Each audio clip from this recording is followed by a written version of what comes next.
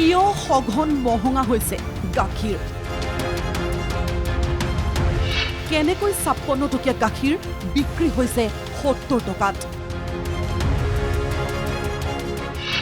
গাখীৰৰ দাম বৃদ্ধিক লৈ সংঘাত গোপালক সন্থা আৰু দুগ্ধ ব্যৱসায়ী সন্থাৰ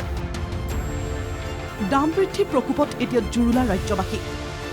কেতিয়াবা যদি ইন্ধনজাত সামগ্ৰী কেতিয়াবা আকৌ জীৱনদায়িনী ঔষধ পিছে এই সকলোবোৰৰ মাজত শেহতীয়াকৈ দাম বৃদ্ধিৰ দৌৰত অগ্ৰসৰ হৈছে গাখীৰ কিয় বৃদ্ধি পাইছে গাখীৰৰ দাম মধ্যভোগীৰ দপদপনি নে আন কিবা ৰহস্য এনকেটিভিত আজি উদ্ঘাটন হ'ব গাখীৰৰ দাম বৃদ্ধিৰ প্ৰকৃত সত্য যোৱা ১ জুনৰ পৰা হঠাৎ গুৱাহাটীকে ধৰি প্ৰান্তে প্ৰান্তে বৃদ্ধি পালে গাখীৰৰ দাম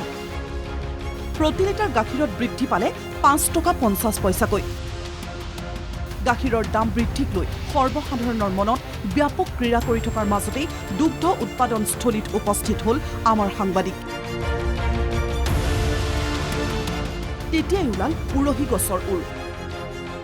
দুগ্ধ উৎপাদনস্থলীৰ পৰা গোপালকে ৫৬ টকা ৫০ পইচা পাইকাৰী দামত বিক্ৰী কৰে প্ৰতি লিটাৰ গাখীৰ সেই গাখীৰ ৬২ পৰা ৬৫ টকাকৈ খুচুৰা বজাৰত বিক্ৰী কৰে দুগ্ধ ব্যৱসায়ীয়ে কিন্তু পশু খাদ্যৰ দাম বৃদ্ধিৰ ফলত শেহতীয়াকৈ অতিৰিক্ত ৫.৫ টকা বৃদ্ধিৰ সিদ্ধান্ত লৈছিল গোপালক সন্থাই কিন্তু ৬২ টকা পাইকাৰী দামত গাখীৰ ক্ৰয় কৰিবলৈ অসন্মত দুগ্ধ ব্যৱসায়ী সন্থা ফলত বিগত কেইবাদিনো ধৰি গোপালকৰ পৰা গাখীৰ ক্ৰয় কৰা নাই দুগ্ধ ব্যৱসায়ীসকলে যাৰ বাবে ক্ৰমাৎ নাটনি ঘটিছে গাখীৰৰ এই সমগ্ৰ বিষয়ত দুগ্ধ ব্যৱসায়ী সন্থাৰ বিৰুদ্ধে অভিযোগ তুলি সৰব হ'ল বৃহত্তৰ গুৱাহাটী গোপালক সন্থা কিন্তু আগতে সিস্টেম আছিলে মিডিলমেন ইয়াৰলৈকে আহিছিল য'তে আমি থিয়া গাখীৰ যোগ কৰি আছোঁ তাতে আহি মিডিলমেনে ইয়াৰ পৰা গাখীৰ চেক কৰি যেতিয়া গাখীৰ মানে পাছ হয় পিয়ৰ বুলি ইহঁতে ভাবে তেতিয়া গাখীৰ লৈ যায় নহ'লে গাখীৰ এৰি দিয়ে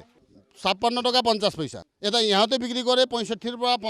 ৭০ টকা এইকাৰণে আমি বিচাৰিছোঁ আমাক ৬২ টকা দিব লাগিব আমি গৰু ৰাখিব নোৱাৰা হ'লোঁ গৰুৰ খাদ্য দাম বাঢ়ি গ'ল তেতিয়া ইহঁতে একচেপ্ট নকৰিলে আপোনাৰ জুন ১ তাৰিখ পৰা আমাৰ পৰা গাখীৰ ইহঁতে লোৱা নাই আমাৰ চৰ্তটো ইহঁতে মানা নাই তাৰমানে আমাৰ মূল্য বৃদ্ধিটো আগতে কৈ দিছে এতিয়া গৌ খাদ্যৰ মূল্য বৃদ্ধি আৰু আপোনাৰ মেডিচিনৰ মূল্য বৃদ্ধি আজি চাওক মানুহৰ খাদ্যৰ মূল্য বৃদ্ধি হৈছে চব ফালে মূল্য বৃদ্ধি হৈ আমি উপায়হীন হৈ আমি গাখীৰৰ মূল্য বৃদ্ধি কৰিব বাধ্য হৈছোঁ তদুপৰি দুগ্ধ ব্যৱসায়ী সন্থাই অধিক মুনাফা লাভৰ স্বাৰ্থত গোপালকৰ পৰা ক্ৰয় কৰা ৫৬ টকাৰ প্ৰতি লিটাৰ গাখীৰ গুৱাহাটীৰ বজাৰত ৭০ টকা দামত বিক্ৰী কৰাৰ অভিযোগ তুলিছে গোপালক সংখ্যাই এইটো খালি গাখীৰ উৎপাদন কৰা সন্থা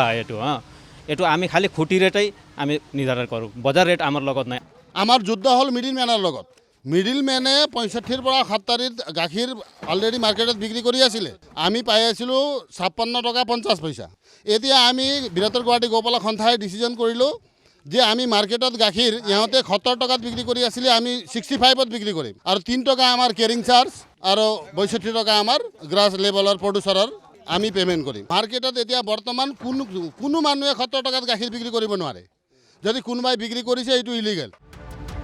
আনহাতে গোপালক সন্থাৰ এইসমূহ অভিযোগ সন্দৰ্ভত আমাৰ সাংবাদিকে যোগাযোগ কৰিছিল বৃহত্তৰ গুৱাহাটী দুগ্ধ ব্যৱসায়ী সন্থাৰ সৈতে কিন্তু ৰহস্যজনক কাৰণত সংবাদ মাধ্যমৰ পৰা আঁতৰত থাকিল ব্যৱসায়ী সন্থা মন কৰিবলগীয়া যে দৈনিক ১,৫১,২০০ লিটাৰ গাখীৰ উৎপাদন কৰে গোপালকসকলে সেই গাখীৰে চাহিদা পূৰণ কৰে গুৱাহাটী মহানগৰীৰ কিন্তু বিয়াগম এটা চৰকাৰী বিভাগ থকাৰ পিছতো কোনে নিয়ন্ত্ৰণ বা নিৰ্দেশনা নথকাৰ সুযোগত এতিয়া নিজ খেয়াল খুচিমতে একাংশই বৃদ্ধি কৰিছে গাখীৰৰ দাম আনহাতে পাইকাৰী আৰু খুচুৰা দামৰ বৃহৎ তফাতে এক কথাত সৰ্বসাধাৰণৰ মূৰত যে মাধমাৰ ফুটাইছে সেয়া স্পষ্ট হৈছে ভিডিঅ' জাৰ্নেলিষ্ট সঞ্জয় ৰয়ৰ সহযোগত গুৱাহাটীৰ পৰা দীপাংকৰ কলিতাৰ ৰিপৰ্ট NKTV+।